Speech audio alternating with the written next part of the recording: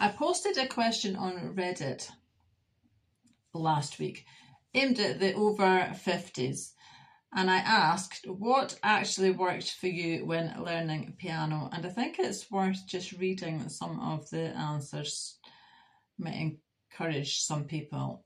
This person is 60 and started 5 years ago, and they said the older learner benefits from understanding the strategy and theory behind what is being taught. Absolutely agree with that.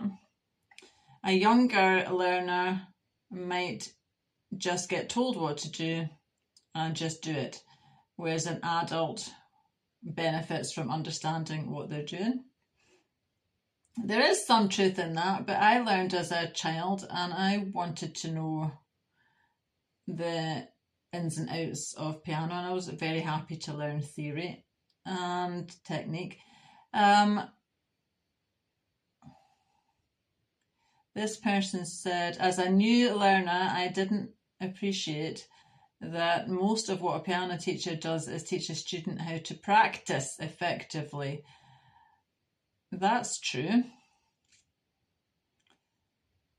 because many times I hear people saying they sit down and they don't know what to practice, or they just practice the same thing over and over and keep making the same mistakes, or they just practice playing sheet music, but they don't even know actually that they need to practice scales and arpeggios, they need to study theory, they need to practice sight reading and practice different rhythms and things that you would be practicing with exercise books.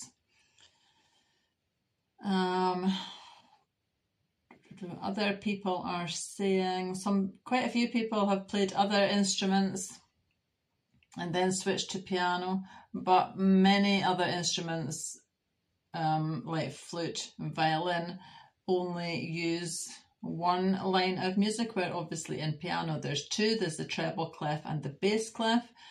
So there's a switch for people moving. There is possibly a slight advantage because they can already read generally one line of music, and then they're just adding another line and they understand the concept and probably understand some of the theory and other things, that technique and things that have gone into musicality for the one instrument that they already know. And let's just scroll down and see what else. Many people have returned to piano after they learned as a child and returned to it later, which is good. Then they're just a bit rusty. It always surprised me when I taught adults who said that they'd learned before, but then they think they know nothing. But you sit them down in front of the piano and start asking questions and they know the answers, and they surprise themselves by what they know. And learning as an adult is slightly different. Your brain works slightly differently to that of a child, maybe a bit more slowly, but that I don't think is necessarily an obstacle, because when you're learning as an adult, you're learning because you want to, whereas a lot of children get sent to lessons and don't really want to be there. And the key thing that makes both adult and child progress is actually practice. And an adult may find it easier to commit to practice. I have checked out recently that 15 minutes a day, I think, is 1% of your time, and it's a switch, isn't it? We all procrastinate, we all think we haven't got any time, but I mean, come on, really, 15 minutes a day, which is all you need to learn piano, is 1% of your time. It's not that hard. You just got to make it happen with intent. Nobody's going to do it for you. That's the thing. If you don't make a decision and don't commit and don't set time aside, then 12 months time we'll be having this same conversation actually. Somebody else has said what worked for them is learning chords, scales and arpeggio and rhythm and theory. That's all very true. There is, in my opinion, 7 key things that you need to include in your practice if you're learning, and chords, scales and arpeggios is only one of those things. That is the 7 times fast track formula that I have created and use in the Academy, if you're interested to find out more about that. And let's just see, many people are musicians already.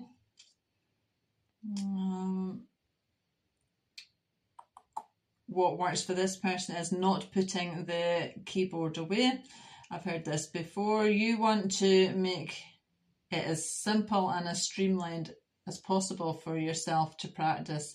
If you have a keyboard and you put it away, then that's an instant barrier to not practicing. You need to leave your kit out and ready and set up for you just to jump on it and play, or else it's going to be a bit tricky. You need to set the conditions up. Set the conditions. You need a keyboard, a stool, a music stand, the right music, the right method. Getting access to a teacher has been mentioned on Reddit quite a few times, and it might not be so much of a problem in the UK. Actually, finding a teacher might not be as much of a problem. In other countries, finding a teacher, or in other locations, finding a teacher. If you live on a Scottish island, for example, there might not be any teachers. So finding a teacher can be problematic. But what can be more problematic is actually sticking to a teaching timetable of getting to lessons at a certain time every week. And if you miss a lesson or miss 2 lessons, that can absolutely sink your intentions to learn piano, just because we're adults and we're busy, and that's what happens. It happened to me. I've told this story before. I'll tell it quickly again. I started to learn guitar as an adult, and 3:30 on a Tuesday was my lesson, and I was going fine. Got the calluses on my fingers and everything was going well. But then my teacher got COVID, and then the next week I missed the lesson and I never actually went back. Missing 2 lessons was enough to sink that, and that was about 5 years ago, and I've never gone back. I bought a nice guitar, it's gathering dust in the cupboard. That's what happens as adults. That is the reality for us. So having a teacher, I agree, is really important. But I have another way, and my other way of being able to teach people is through Perfect Piano Academy, where you submit your homework and I give feedback on the homework. So I can teach in that way, and my students are finding that helps them, especially those who couldn't go and get a one-to-one teacher. In fact, I don't think a one-to-one teacher is learning by stealth. I don't think that's the most efficient way for an adult to learn is through a one-to-one teacher anymore, because you're stuck to the timetable of that teacher. But anyhow, the people on Reddit agree what does work is getting a teacher, but just think there are other ways to get a teacher, and Perfect Piano Academy is one other way to get a teacher. Anyway, that's been 9 minutes, and my podcasts are not usually too long. So if you've got any questions, it's info@themusicroom.org.uk. And I've been Carol Brotherston. I hope this has been of interest to you. Have a wonderful day.